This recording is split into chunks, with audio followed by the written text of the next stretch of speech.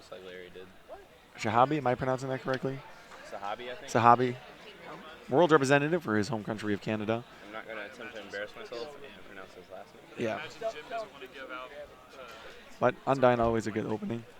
Yeah, certainly. Especially when he knows what he's playing. Yeah, it's really an important advantage. You don't have to worry about hands, things along those lines. You know exactly what your opponent's playing here.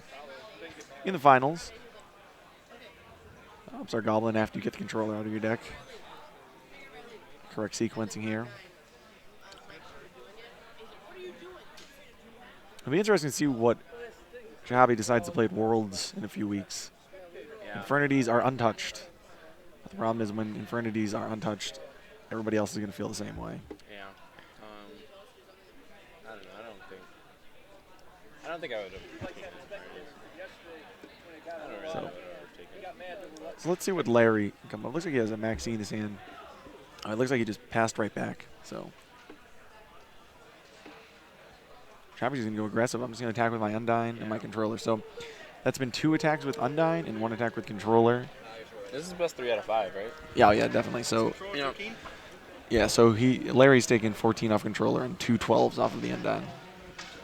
So I was talking about this last round where I was saying that if Larry did win and it's Sehabi versus Larry in the finals, that I would probably favor Larry to win a 3 out of 5 match. Oh, it's side decking involved? I mean, yeah, with Floodgate cards, it's... Yeah, exactly, because, so game 1 I would think is in Sehabi's favor, and then if it were a normal 2 out of 3 match, then I would think he would give up one of the games to not having out the floodgates or just not drawing floodgates, and then the other one he would either have the out or he just wouldn't have the floodgate. And I would think Sehabi would win a 2 out of 3 match, but I think it favors Larry a bit more to have a 3 out of 5 and have potentially 4 games with floodgates in them. But so either way, I would think that Sehabi is going to have a good advantage game 1. That's brutal what he just did there, discarding the infantry for the effective title. It's going to be able to destroy the Fiendish Chain, and now Alucard's going to be able to activate the effect. I noticed that Larry set a Karakuri tuner for his turn, so Larry did not draw particularly very favorable with his 5-card opening hand. Yeah, I didn't even think it was that bad. It was just like summon on 9 pop armor. I guess maybe like a hat deck. Larry's opening would have been really good, but yeah, I guess for playing against Mermails, I don't. Yeah. Okay. It's gonna be really bad. It's interesting. He sent the controller, so the Undyne, so it's quite obvious that he has the additional copies of controller in his hand, regardless of if he plays 2 or 3. It actually looks like he has 1 in hand, so he must only play 2 controllers. Get the Undyne out of the deck. Very good selection. It'd be interesting if he had moving Glacier here. That would just be the icing on the cake. But Hobby should be dropping that card every time I watch him play. So again, playing around armor, hitting the monster. Drop Glacier, no Linde. So Larry's going to respond to nothing. So it'll be 3,300 damage coming across the board, dropping Larry down to only 900 life. Oh, actually, there's a mistake there. There was an Upstart Goblin plate, so Larry's in fact at 1,900 life. Our apologies. So Alucard and Linde, Larry has both Maxi and Dark Hole in his hand, so he can try and dig on his own turn into something. But really, that is just so incredibly subpar. Oh yeah, at this point of the game, a very subpar combination of cards. Setting Dark Hole, that's a unique selection. And then setting the armor. I guess based on what based on what he sees on the field, armor is safe. It'll be interesting to see. I guess he can't really Dark Hole because he just gets Mega Load. And just loses the game, but it'll be interesting. Shinabe got rid of the tuner last turn, so he probably wouldn't put Larry on another armor. He would have set it the previous turn, since the Fiendish Chain would have been protecting the armor set from the Alucard effect. So it'll be interesting to see here. Is that another Undyne? Chain Torrential. So he's not activating the effect, right? Yeah. That's interesting. And not activating the effect this way, Linde will go off here. And yeah, I would just get the big old lead out. I thought we said he doesn't have any more controllers as well, right? Yeah, that's why he... So he's just going to try and attack for game here? Just going for game. We know one of the back rows for Larry is a Dark Hole. The other one's been set the entire game. I didn't quite make it out at the start of the game, so Nabi might But since it's been said, it hasn't Yeah, stopped. since it's been said, it hasn't stopped anything. Probably. Has he put any traps? I'm trying to think about guess what he it could plays be. torrentially with It could be fire. like. All right, yeah.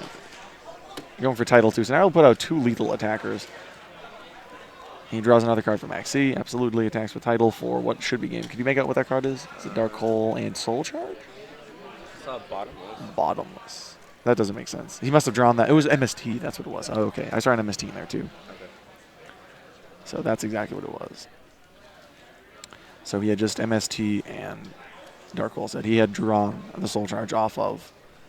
I'll have to tell them to move that. So it looks like the deck boxes are covering up our 2 players at this moment. It's giving us a nice mirror image. Yeah, giving a nice mirror Exactly. image. We'll just transfer over to this view. So Shinabe was able to get one of the games pre-sideboarded. He had the D game.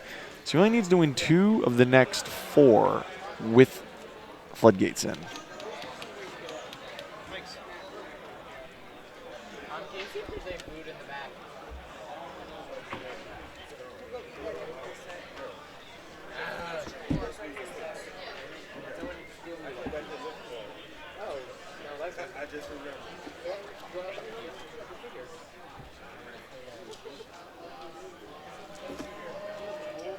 Yeah, we can start to make out some of the cards. Definitely some Max C's. I saw Rivalry of Warlords. That card's terrific against Mermails. Absolutely insane against Mermails. Single-handedly won me games over the course of the weekend. Yeah, the rest of this match is just going to be decided by the floodgates. Mm-hmm. Otherwise, it would just be strictly in Sehabi's favor. But yeah. Don't worry about it. You want to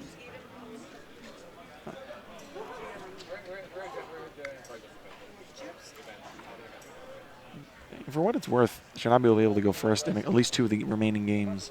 So maybe he'll just be able to dodge floodgates on the first turn and establish a field that Larry can't come back from.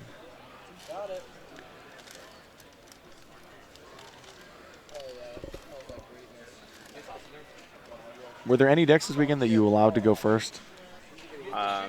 Yeah, I mean, I was playing Sylvans, so I guess it would change, like, depending on what I was playing, but I would let, I guess my opinion of it kind of changed throughout the weekend. Originally, I would want just to go second against any deck game 1 because they can't floodgate me. But then by doing that, you're kind of giving up any auto wins. Yeah. So that hand's very strong from Shinabe. He's got double Undying Spear. So at the end of the weekend, you've come to the conclusion that it's better just to go first? Because I was going first all weekend. The only deck I let go second was game 2 against Lightsworn. I lost game 1. And I want that deck to go first so that they have something on the field for me to LC. Go second against Lightsworn all 3 games. Yeah. Playing Sylvans. And my opponent let me in the games that he got to select. So Undyne here again is going to destroy Larry's armor. No floodgates off the bat, but he could still have rivalry set. He could, but he has another Undyne. He might even just be able to win just Undyne beatdown or something.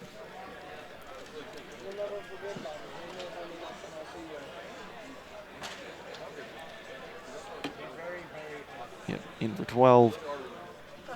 It's the first blood of the game. Larry drops down to 68.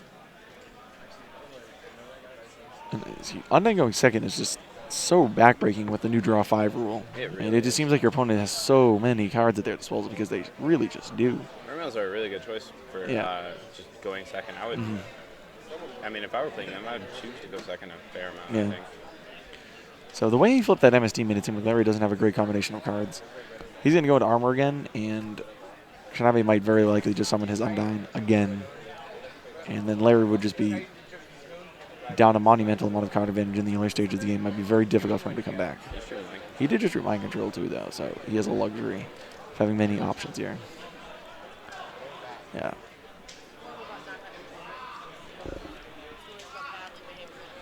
Oh, he's going for Dragoons here, so yeah, he's definitely going to just play mind control. Oh, this will be interesting. So I'm not sure what other waters he has in his hand. It looks like he's a marksman. I saw an ultimate rare. So if you're Sehabi, what are you thinking Larry's other sets are? I could see it being another MSD. Larry was not very enthusiastic about it. And then, okay, we haven't seen that card have an opportunity to activate Makes yet. sense, but I would. Bottomless is a card I would have probably tried to side out. Yeah, I don't really like Bottomless in this matchup all that much. It's good with Spear. It's very good with Tidal. It's good Spear, too, on Lindy. But Controller, I mean, Undyne is just so powerful. Or just like summon Pike. Yeah. It's very underwhelming to do Bottomless. Absolutely. Yeah, Shinabe is just cooking here. He's got all the momentum. Larry really hasn't been able to establish anything in the last 2 games. He's just been setting armors and then been hit with marksman. Set armor, hit with marksman. And that's how this matchup goes without floodgates. Yeah, this matchup's been going like this forever, though. See, it was, like I said, it was likely another MST. Or a rivalry, but it wasn't as likely at this point. No, and he just drew Soul Charge, so. If I'm Shinabe either, I'm just going to try and push in and be fairly aggro. Larry said 2 back rows the last turns. They're very likely just bluffs. You have Soul Charge in your hand as the backup. No need to force out a Soul Charge here. I mean, he has Mind Control, Soul Charge, and Controller in hand, so I would just go in with both of them. And then main phase 2 Alucard? Yeah, absolutely. Yeah, it's good. He didn't draw a rivalry here because if he drawn a yeah, that would actually complicate things. But this simplifies the game state. If you're going to have like a Blackhorn or a Warning or something, yeah, this simplifies the game state no matter what. So now he's going to hit. Red for Sehabi, that'd be really good right here. Third MST. What did you just say, Pat? I said that's really good to simplify the game state for Sehabi right here because he just has so many. Oh yeah, that's like all he wants to do. Yeah, absolutely. So hit the new set. No, he's going for the old set. That's interesting. I wouldn't have done that. But nevertheless, he gets hit with. Oh, okay. What was it? It was a Vanity? Well, it was a Fiendish Chain and a Solemn Warning. Solemn Warning, okay. I guess Shinabe had MST, so it almost didn't matter what he targeted. So Shinabe is just making quick work right here of Larry. Just 2-0 very, very quickly. We'll be going to a 3rd game. Okay, we're going for a 60-second commercial here while they side between games 2 and 3. We'll be back here at the Ultra Rally Games $20,000 Championship in Cleveland, Ohio.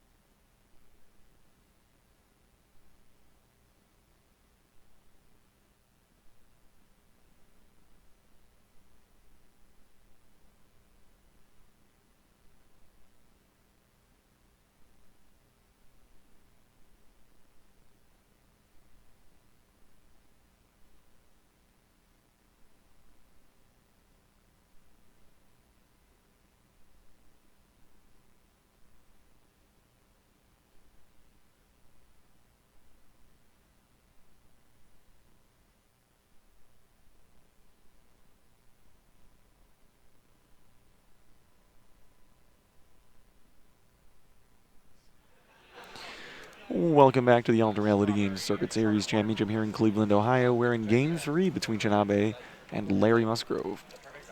Shinabe quickly won the first 2 games on the back of Gen X Undyne. You know, and the fact that Larry wasn't able to take one of the games with Floodgate in Game 2, so he only has to win one of the next 3. So Larry would have to like consistently get Floodgates and for Sehabi to. Speaking of Floodgates, check Larry's grave versus what Shinabe's grave is. Yeah. Just MST or Rivalry, Algio, Pike Dragoons.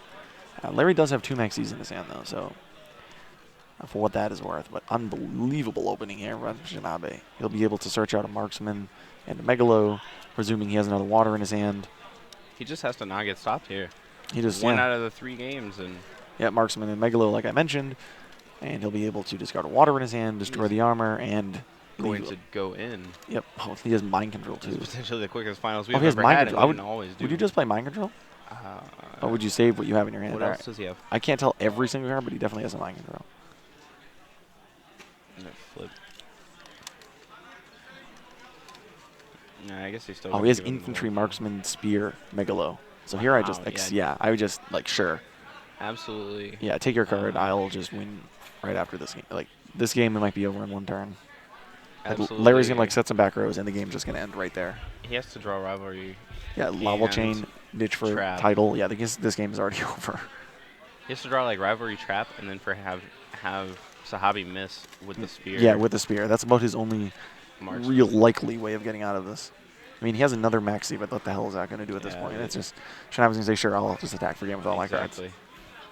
Sehabi is going to end the game next turn. Yeah, let's see what he has. You know, Dark Hole. Dark Hole. All right. I think he actually has Ravelry and Dark Hole set. Ravelry, So Dark Hole. All right. what we were mentioning is like the unlikely way of Larry surviving might actually happen.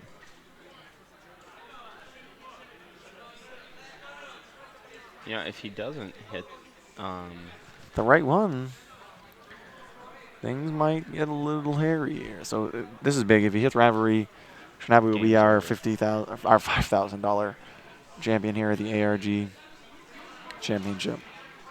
Wait, is this the turn after? there, he does not look very content with what's going on. This is the turn after he played the level chain? Yes. Yeah.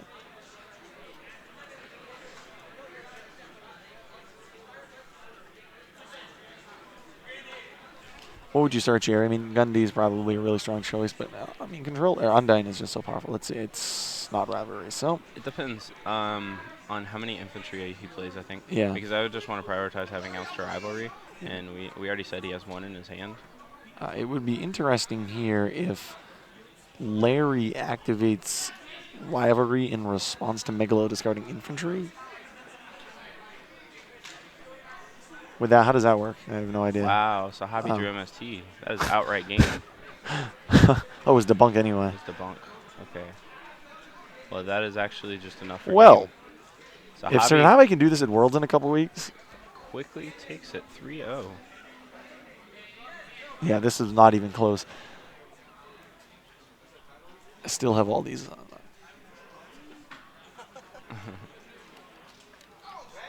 Yeah, Shinabe. Congratulations to Shinabe winning the Ultra Reality Games $20,000 championship here in Cleveland, Ohio.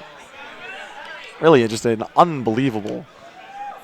Sehabi That was a 3-0 finals in like 5 minutes. Yeah, that was Sehabi will be representing North America at the World Championship. And specifically Canada. I mean, Canada kind of gets shafted with the new NAWCQs. So it's nice to see them have a representative. When's the last time Canada had a representative? Was it Bo? Bo's technically not. But yeah, Bo, I guess. Yeah. So it's nice to see them send someone this year. So he's able to pull that off in a few weeks. Yeah. So congratulations to Sehabi. Thanks for everyone who joined us all throughout the weekend. I hope you enjoyed. Really wire to wire this whole weekend. This stream's been going with various feature matches, the Hall of Fame videos, all across the board. So I'm not sure if we're going to sign off all the way, but all right. I'm signing off. I will see you guys later.